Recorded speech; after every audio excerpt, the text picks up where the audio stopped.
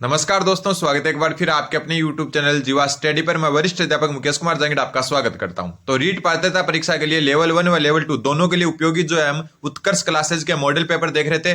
2 classes अपनी हो चुकी है 45 क्वेश्चंस की। आज हम अगली क्लास देखेंगे और ये जो है आपका यूनिट वाइज है, ठीक है। 5 यूनिट होती है आपके लेवल 1 और लेवल 2 दोनों के लिए उपयोगी है। 5 यूनिट होती है साइकोलॉजी में, आपने देखा होगा सिलेबस में 5 यूनिट है और 5 यूनिट में जो है आपकी यूनिट वाइज ये सीरीज है जिसमें पूरा सिलेबस परीक्षा से पहले हम कवर कर लेंगे। तो आज का पहला क्वेश्चन है आपके सामने कि निम्नलिखित में से कौन सी समस्या समाधान की वैज्ञानिक पद्धति का पहला चरण है। तो देखो, समस्या समाधान की जो वैज्ञानिक पद्धति होती है उसके जो है कितने चरण होते हैं? 7 चरण होते हैं। ध्यान रखना, कितने चरण होते हैं? 7 चरण, ठीक है। 7 चरणों को मैं लिख देता हूं। सबसे पहला चरण होता है समस्या का पहचान करना या समस्या को पहचानना। समस्या को पहचानना, नोट कर लेना अगर नहीं किया हुआ आपके, ठीक है। समस्या को पहचानना, ठीक है। दूसरा जो चरण है इसका वो है समस्या का वर्णन करना। समस्या का वर्णन या विश्लेषण भी कह सकते हो, समस्या का वर्णन करना, ठीक है। तीसरा जो इसका चरण होता है वो है समस्या का डेटा इकट्ठा करना। समस्या का डेटा इकट्ठा करना, ठीक है। डेटा इकट्ठा करना, ठीक। चौथा जो इसका चरण होता है वो है परिकल्पना का निर्माण करना। परिकल्पना का निर्माण करना, परिकल्पना का निर्माण करना, ठीक है। पांचवा जो इसका है वो यही लिख देता हूं। पांचवा है परिकल्पना का परीक्षण करना। परिकल्पना का परीक्षण करना, ठीक है। ये सातों के सातों चरण लाइन से याद होने चाहिए आपके। छठा जो है आपके वो है परीक्षण के नतीजों का विश्लेषण करना। परीक्षण के नतीजों का विश्लेषण करना, नतीजों का विश्लेषण करना, ठीक है। और लास्ट 7वां चरण है निष्कर्ष निकालना। क्या करना?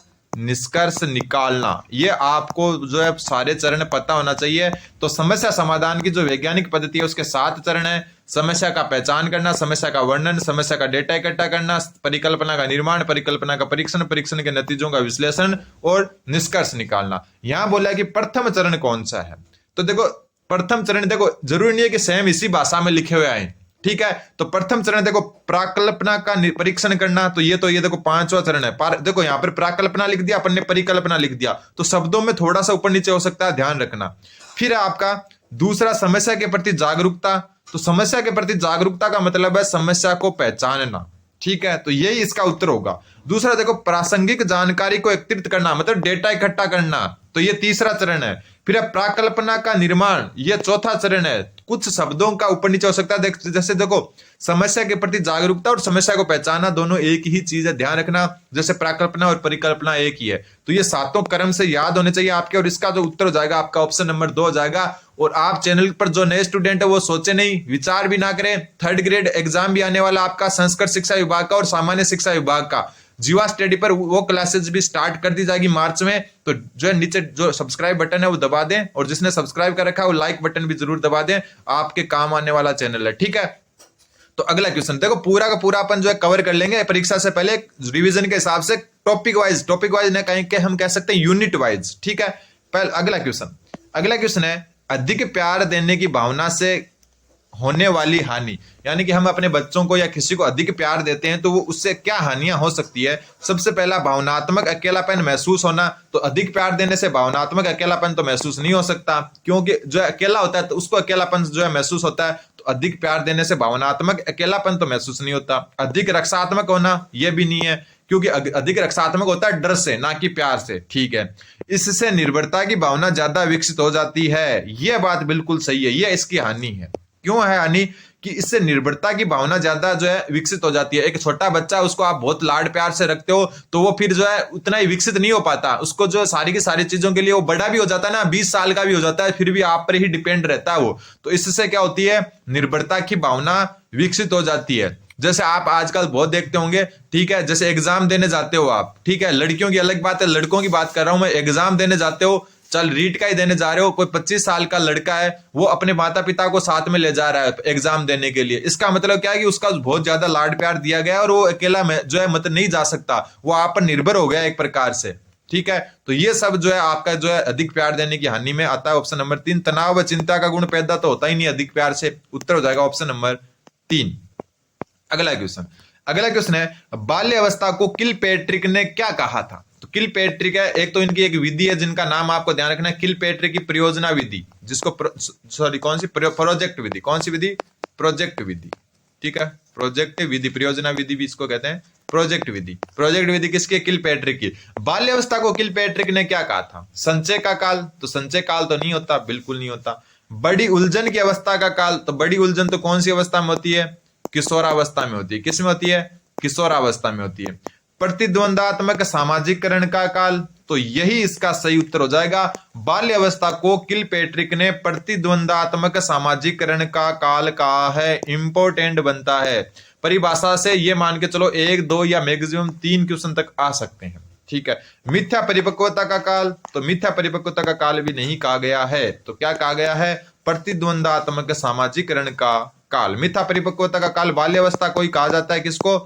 बाल्यावस्था को। लेकिन किसने कहा है ये कमेंट आप करोगे, किसने कहा है ये कमेंट आप करोगे, ठीक है। अगला क्वेश्चन है पर्यटन व स्काउटिंग। ऊपर वाला क्वेश्चन एक बार वापस देख लेते हैं, सही तो किया गया अपन ने, कौन सा बता? तीसरा, हाँ बिल्कुल सही है, ठीक है। फिर अगला कि पर्यटन व स्काउटिंग की शिक्षा, पर्यटन व स्काउटिंग की शिक्षा देने की उचित अवस्था कौन सी है? पर्यटन यानी कि टूरिज्म हो गया, स्काउटिंग यानी स्काउट एंड गाइड होते हैं ना, स्कूल में अपने होता है। तो पर्यटन व स्काउटिंग की शिक्षा देने के लिए उचित अवस्था कौन सी है?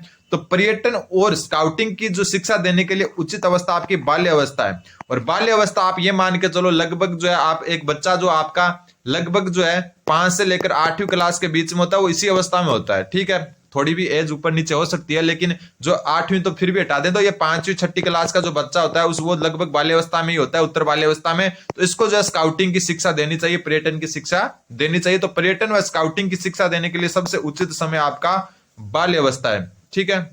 अगला क्वेश्चन है 6 से 12 वर्ष की अवधि की एक अपूर्व विशेषता बताओ। तो 6 से 12 वर्ष का बालक कौन सी अवस्था में होता है? बाल्यावस्था में। कौन सी अवस्था में होता है? बाल्यावस्था में होता है। और बाल्यावस्था की विशेषता बतानी है कुल मिला के आपको। देखो इनडायरेक्टली ऐसे क्वेश्चन पूछ लेते हैं, एज दे दी, अवस्था नहीं दी। कई बार ऐसा डायरेक्ट बोल दे कि बाल्यावस्था की विशेषता बताओ, तो अलग बात है, एज भी दे सकते हैं। तो ये एक प्रकार से बाल्यावस्था की क्या पूछ रहा है? विशेषता पूछ रहा है। सबसे पहले अधिकतम योग्यता का विकास होना। तो बाल्यावस्था में आपको पता है अधिकतम योग्यता का विकास नहीं होता है, क्योंकि इसमें जो है विकास सुप्त हो जाता है, मतलब विकास की प्रक्रिया लगभग रुक सी जाती है, बहुत धीमी गति से होता है।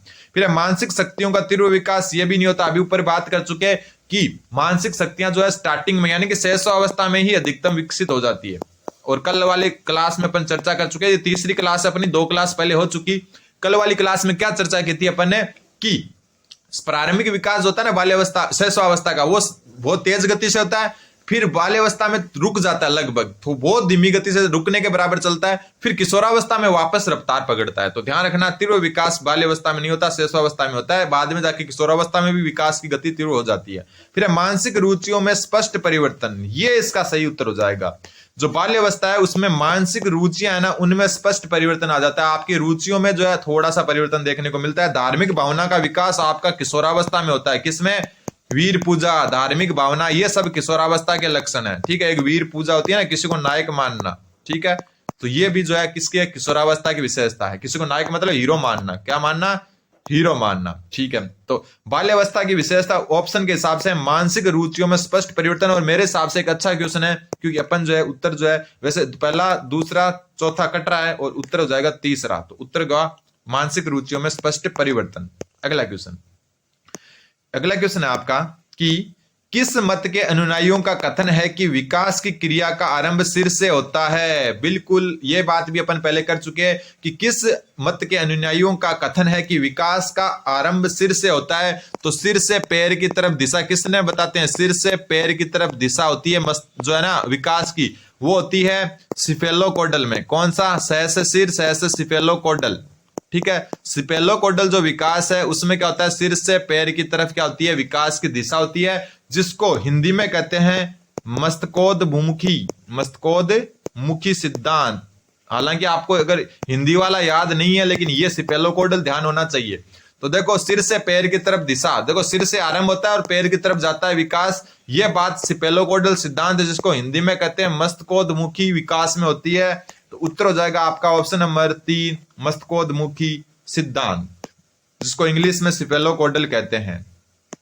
फिर है मानव विकास जिन 2 कारकों पर निर्भर करता है वह है, आपको पता है विकास जो है किस पर निर्भर करता है, वातावरण व अनुवांशिकी पर। किस पर? वातावरण व अनुवांशिकी या वंशानुक्रम कह सकते हैं हम। विकास इन पर निर्भर करता है, इन दोनों की अंतःक्रिया होता है। लेकिन यहाँ पर ऑप्शन के हिसाब से उत्तर होते हैं, हमेशा ऑप्शन में ये नहीं दिया हुआ, इसका मतलब अलग सेंस से ये क्वेश्चन पूछा है। तो मानव विकास जो है वो जिन 2 कारकों पर निर्भर करता है, वो ऑप्शन देखो, ऑप्शन के हिसाब से उत्तर कौन सा होगा। तो देखो आर्थिक कारकों पर निर्भर करता है तो नहीं करता, जैविक कारकों पर, ठीक है, सामाजिक भी आ गया, राजनीतिक भी आ गया। तो इसका जो सटीक उत्तर होगा वो मैं आपको बता देता हूं कि मानव विकास अगर ऑप्शन में वातावरण में वंशानुक्रम है तो उत्तर तो ये हो जाता है, लेकिन इसको ऑप्शन के हिसाब से अलग टाइप से पूछा है तो इसका उत्तर हो जाएगा आपका जैविक व सामाजिक। ध्यान रखना, मानव विकास जैविक यानी वंशानुक्रम हो गया, सामाजिक मतलब वातावरण का, मतलब वातावरण का मतलब यहाँ पर जो है कोई धूल आंधी से नहीं है, तूफान से नहीं है। वातावरण का मतलब अपने आसपास का समाज, परिवार। तो ये समाज जो है ना एक प्रकार से वातावरण को ही डिनोट कर रहा है। किसको? वातावरण को। और जैविक वंशानुक्रम को डिनोट कर रहा है। ध्यान रखना, तो ऐसे आप उन उत्तर निकाल सकते हैं। वातावरण और वंशानुक्रम ही मेन है, लेकिन इनको अलग रूप में लिख दिया बस। उत्तर हो जाएगा ऑप्शन नंबर 2। वातावरण का मतलब वो पर्यावरण वाला वातावरण नहीं है जहां पेड़ पौधे वाला, वो भौगोलिक हो सकता है, लेकिन इसका साथ साथ जो है सामाजिक भी है। अपने आसपास कौन लोग रह रहे हैं, ठीक है, समाज कैसा है, परिवार कैसा है, वो सारा का सारा वातावरण के अंतर्गत ही आता है। फिर अगला क्वेश्चन है किशोर में विद्रोह का उपयुक्त कारण क्या है। आपको पता है किशोरावस्था में विद्रोह की भावना होती है, तो किशोर में जो है विद्रोह का उपयुक्त कारण कौन सा है वो बताना है। दृष्टिकोण में परिवर्तन, बात या उपयुक्त कारक की हो रही है, सारे कारक हो सकते हैं लेकिन आपको उपयुक्त चुनना है। फिर है सामाजिक संबंधों में परिवर्तन, फिर है माता पिता द्वारा उसके जीवन को नैतिक आदर्श में डालने का प्रयास, भावी व्यवसाय का चुनाव करने के लिए सदैव चिंतन, तो ये तो है नहीं, ठीक है। उत्तर जो इसका होगा ऑप्शन नंबर 3। जो है किशोरावस्था में विद्रोह का प्रमुख कारण यह है कि माता पिता द्वारा उसके जीवन को नैतिक आदर्शों में डालने का प्रयत्न। आपको पता है किशोरावस्था जो है उसमें क्या होती है, जो है तूफान की अवस्था होती है। क्या होती है? तूफान की, संघर्ष की अवस्था होती है। इसमें बहुत सारे शारीरिक परिवर्तन होते हैं, जिससे जो है बालक जो है क्या होता है, एक प्रकार से द्वंद्व में रहता है। तूफान और संघर्ष की अवस्था कहते हैं इसको। तो इसमें क्या होगा, इसमें जो है बच्चा अपने हिसाब से रहना चाहता है, लेकिन माता पिता उसको नैतिक आदर्शों में डालने की कोशिश करते हैं कि ऐसा कर, ऐसा नहीं करते, वो नहीं करते, जिसकी वजह से उसमें विद्रोह की भावना उत्पन्न हो जाती है। तो उत्तर हो जाएगा ऑप्शन नंबर 3। अगला क्वेश्चन है किस अवस्था में विकास की दिशा अनिश्चित और अस्पष्ट से विशिष्ट की ओर होती है। अच्छा क्वेश्चन है, किस अवस्था में विकास की दिशा अनिश्चित और अस्पष्ट से विशिष्ट की ओर होती है। वापस देखो इस क्वेश्चन को कि किस अवस्था में, अच्छा क्वेश्चन है, किस अवस्था में विकास की दिशा अनिश्चित और अस्पष्ट से विशिष्ट की ओर होती है। यह क्वेश्चन अच्छा इसलिए है क्योंकि इसका उत्तर किशोरावस्था नहीं होगा। आप किशोरावस्था सोच सकते हो लेकिन यह उत्तर नहीं है, इसका उत्तर है आपका शैशवावस्था। शैशवावस्था में बालक जो है अनिश्चित रूप से बढ़ता है। जैसे वाटसन ने कहा था ना कि तुम मुझे एक बालक दे दो, मैं उसे जो चाहे वो बना सकता हूं। इसका मतलब जो शैशवावस्था है ना उसमें ही डिसाइड होता है बच्चा आगे जाके क्या बनेगा। आप वहां से जो है उसकी दिशा मोड़ सकते हो। शैशवावस्था से ही जो है वहां से जो है आप उसकी दिशा मोड़ सकते हो कि बच्चे को क्या बनाना है। इसलिए वाटसन ने कहा था तुम मुझे एक बालक दे दो। बालक का मतलब शैशवावस्था का बच्चा, जिसे मैं आप जो कहे वो बना सकता हूं। तो ये अनिश्चित होता है, ध्यान रखना। और अस्पष्ट से विशिष्ट की ओर बना सकते हो आप उसको। तो ये उत्तर हो जाएगा आपका जो है शैशवावस्था। अगला क्वेश्चन, वैलेंटाइन ने सीखने का आदर्श काल माना वह है। वैलेंटाइन है, उसने जो है सीखने का आदर्श काल किसको माना। वैलेंटाइन का यहाँ पे ये मनोवैज्ञानिक है, कोई डे वगैरह नहीं है ये, ठीक है। वैलेंटाइन का मतलब है मनोवैज्ञानिक है, ये आदमी का नाम है, ठीक है। जो आप 2-4 दिन बाद वाला वैलेंटाइन सोच रहे हो वो नहीं है ये, ठीक है। तो वैलेंटाइन ने सीखने का आदर्श काल माना वह है। तो वैलेंटाइन ने सीखने का आदर्श काल किसको माना, तो वैलेंटाइन ने जो है सीखने का आदर्श काल माना आपका किसको, शैशवावस्था को। किसको माना, शैशवावस्था को। कारण क्या है, कारण यह कि शैशवावस्था आपकी जीवन की दिशा तय करती है। अब आप सीखने का आदर्श काल में जो है ना कंफ्यूज हो जाते हो, लेकिन ध्यान रखना नए स्टूडेंट को बता रहा हूं शैशवावस्था सीखने का आदर्श काल है। नोट कर लेना इसको, हालांकि ये पढ़ चुके होंगे आप, ठीक है। वापस याद दिला देता हूं आपको, जो भी नॉन सब्सक्राइबर है नीचे सब्सक्राइब बटन है, जाकर सब्सक्राइब कर सकते हो। आपके जो है यूट्यूब पर जो या फिर फोन पर जो है बोझ नहीं बनने वाला ये चैनल, ठीक है। दूसरी बात, आगे जो हम 3rd ग्रेड जो संस्कृत शिक्षा विभाग है और सामान्य शिक्षा विभाग है उसकी तैयारी मार्च से स्टार्ट कर देंगे, ठीक है। और ये जो सीरीज चल रही है आपकी, ये है एग्जाम से पहले पूरा का पूरा जो है साइकोलॉजी को यूनिट वाइज देख लेना। अभी आगे वाले में अधिगम भी आएगा, दूसरी यूनिट में, तीसरी यूनिट में जो आगे आपके बुद्धि सृजनात्मकता वो भी आएगी, व्यक्तित्व भी आएगा, उसके बाद एनसीएफ भी आएगा, क्रियात्मक अनुसंधान भी आएगा, सब आएंगे। तो आप जो है सब्सक्राइब जरूर कर दें। अगला क्वेश्चन है पियाजे के संज्ञानात्मक विकास के अनुसार अनुदेशन किस प्रकार का होना चाहिए? पियाजे के संज्ञानात्मक विकास के अनुसार अनुदेशन किस प्रकार का होना चाहिए? यह भी क्वेश्चन बहुत अच्छा है। तो पियाजे के संज्ञानात्मक विकास के अनुसार अनुदेशन आपका व्यक्तिपरक होना चाहिए। ध्यान रखना, किस प्रकार का होना चाहिए? व्यक्तिपरक। ये थोड़े से ऑप्शन ऊपर नीचे हो गए टाइपिंग के दौरान, कोई बात नहीं, लेकिन पियाजे के अनुसार जो संज्ञानात्मक विकास है वो आपका क्या होना चाहिए? व्यक्तिपरक होना चाहिए। व्यक्तिपरक का मतलब होता है व्यक्ति से व्यक्ति में भिन्नता होनी चाहिए। व्यक्ति से व्यक्ति में मतलब आप जो है दो व्यक्ति है ए और बी, इसको जो अनुदेशन दे रहे हो वो अलग टाइप का होना चाहिए और इसको अलग टाइप का देना, कारण कि उनकी स्थिति एक जैसी नहीं होती, उनकी जो है व्यक्तित्व एक जैसा नहीं होता। इसलिए ध्यान रखना, पियाजे के संज्ञानात्मक विकास के अनुसार अनुदेशन आपका व्यक्तिपरक होना चाहिए। ऑप्शन नंबर जो है तीसरा है, वैसे 2 नंबर लिखा हुआ आगे, व्यक्तिपरक जो है इसका सही उत्तर हो जाएगा। अगला क्वेश्चन है, थोड़ा छोटा कर लेते हैं। शेषवावस्था के लिए असत्य कथन लिखना है। शेषवावस्था अपनी प्रारंभिक अवस्था होती है। शेषवावस्था नाम ही गलत लिखा हुआ है, शेषवावस्था ऐसे लिखा जाता है, शेषवावस्था। एक मिनट, देखो शेषवावस्था कैसे लिखा जाता है? शेषव हो गया, फिर वाह होता है, फिर अवस्था होता है, ऐसे 2 वे आते हैं इसमें, शेषवावस्था। ये यहाँ पर शेषव से शेषव प्लस अवस्था, ए और ए मिलकर आ बन जाते हैं हिंदी के जैसे, लेकिन यहाँ पर थोड़ा सा गलत लिखा हुआ है। तो जो शेषवावस्था है उसमें असत्य कथन लिखो उसका। तो सबसे पहला, प्रथम 3 वर्ष में शिशु का शारीरिक विकास अति तीव्र गति से होता है। बिल्कुल सही बात है, कल ही बात कर चुके हैं कि प्रारंभिक विकास बाद के विकास से अधिक महत्वपूर्ण है, कारण कि प्रारंभ में विकास जो है आपका शारीरिक विकास जो है अति तीव्र गति से होता है। बिल्कुल होता है। आपने एक बॉर्नविटा का एड आता था ना कि 5 वर्ष की आयु में 90% जो है 90% जो है दिमाग का विकास हो जाता है, इसलिए बॉर्नविटा पियो, ठीक है, आता था ना एड। तो वो यही था कि प्रथम जो है ना प्रारंभिक विकास है वो ज्यादा महत्वपूर्ण होता है। तो प्रथम 3 वर्ष में शिशु का शारीरिक विकास अति तीव्र गति से होता है। बिल्कुल सही बात है, असत्य बताना है अपने को। फिर अब प्रथम 3 वर्ष तक शिशु की लगभग सभी मानसिक शक्तियों का कार्य जो सभी मानसिक शक्तियां कार्य करने लग जाती है। बिल्कुल 3 वर्ष तक लगभग जो है 50 से 60% आपका दिमाग जो है वो विकसित हो जाता है। 5 वर्ष तक के बालक में 80% से ज्यादा जो है दिमाग या मस्तिष्क का विकास हो जाता है। तो ये बात भी बिल्कुल सही बात है। बालक प्रथम 6 वर्षों में आगामी 12 वर्षों से दोगुना सीख लेता है। तो ये भी बिल्कुल सही बात है। ऊपर बोला था ना सीखने का आदर्श काल, वैलेंटाइन ने क्या बोला था? सीखने का आदर्श काल कौन सा था? शेषवावस्था। कारण यह है कि बालक जो प्रथम 6 वर्ष में सीखता है ना, वो आगामी 12 वर्ष से भी ज्यादा सीखता है। मतलब आगे के 12 साल है ना उसके, वो पहले 6 साल मतलब जितना सीखता है उतना नहीं सीख पाता, ठीक है, क्योंकि वहां पर जो प्रथम 6 साल में सीखेगा उन्हीं को दोहराएगा वो, ठीक है, ये ध्यान रखना। फिर अब सत्य में अंतर करने की क्षमता पूर्णतः विकसित कर लेता है। तो ये नहीं होता, ये तो चिंतन का विषय है और ये शेषवावस्था में नहीं पाया जाता। कौन चीज सही है कौन सी गलत है वो नहीं कर पाता। यहाँ तक कि किशोरावस्था में भी मुश्किल से पता लगता है उसको कि कौन सी चीज अपने लिए सही है और कौन सी गलत है। तो सत्य असत्य का अंतर नहीं कर पाता, ध्यान रखना। शेषावस्था में उत्तर हो जाएगा ऑप्शन नंबर 4। अगला क्वेश्चन है विकास के संबंध में जो है मैकडूगल ने क्या कहा था? विकास के संबंध में मैकडूगल के विचार बताने हैं आपको। व्यक्तित्व का विश्लेषण किया मैकडूगल ने, ऐसा तो नहीं है व्यक्तित्व में तो इनका कोई रोल नहीं है। मूल जो है परिवर्तनात्मक व्यवहार का विश्लेषण किया, यही इसका उत्तर हो जाएगा, ठीक है। बालक के शारीरिक विकास का भी विश्लेषण नहीं किया, किसका किया? मूल परिवर्तनात्मक व्यवहार का। क्यों? क्योंकि इन्होंने 14 मूल प्रवृत्तियां बताई थी, याद है ना आपको? 14 मूल प्रवृत्तियां, ठीक है। और उन 14 मूल प्रवृत्तियों से संबंधित इन्होंने 14 संवेग भी बताए। क्या बताए? 14 संवेग भी बताए। तो मैकडूगल ने जो है मूल परिवर्तनात्मक व्यवहार का विश्लेषण किया था। उत्तर हो जाएगा आपका ऑप्शन नंबर 2। अगला क्वेश्चन है जब हम किसी भी व्यक्ति के विकास के विषय में चर्चा करते हैं तो हमारा आशय किस चीज से होता है? जब हम किसी व्यक्ति के विकास के बारे में चर्चा करते हैं तो हमारा आशय किस चीज से होता है? उसकी कार्य क्षमता से होता है, बिल्कुल। उसकी परिपक्वता से होता है, बिल्कुल। उसकी शक्ति ग्रहण करने से होता है, बिल्कुल। तो उत्तर हो जाएगा आपका उपयुक्त सभी। उसकी कार्य करने की क्षमता, वो पहले 4 किलो वजन उठा रहा था अब 10 किलो उठा रहा है, ठीक है, ये होती है क्षमता। परिपक्वता यानी शरीर परिपक्व दिख रहा है तो वो भी एक विकास है, ठीक है। शक्ति ग्रहण करने से होता है, शक्ति ग्रहण वही हो गया ऊपर वाला, कार्य क्षमता और शक्ति ग्रहण तो एक ही चीज होती है। तो उत्तर क्या हो जाएगा आपका ऑप्शन नंबर 4।